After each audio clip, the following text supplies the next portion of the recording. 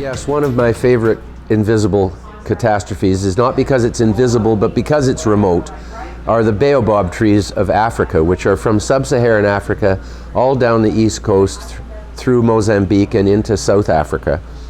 And there's hundreds of thousands of Baobab trees. It's a common tree in the region.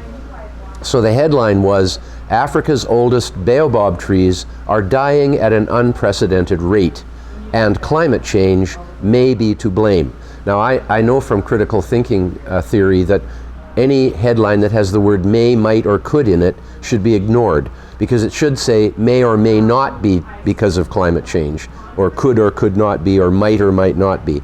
But they never put the or not in. They always put the may. And so I know right away that that's a fake headline.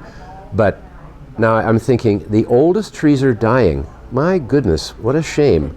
You know, what if I had a headline, the oldest Chinese people are dying, and climate change may be to blame? You know, well, who else do you expect to die besides the oldest people or the oldest trees? And so that was a clue. But then I looked for the data. I always look for the data. How do they know, what are they basing this headline on? And it turns out that a Romanian chemist is the expert that they have used to back up this claim of the oldest trees dying at an unprecedented rate. And he claims that 8 of the 13 oldest Baobab trees have died in the last decade. Now that is less than 1 per year.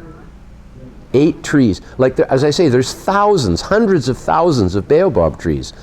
They must be dying at least 100 a year, or maybe even 1,000 a year, right? So less than 1 per year of the oldest trees are dying makes a headline that goes around the world, and climate change may be to blame. So there you go. And that's like half of the stories about climate change are that ridiculous.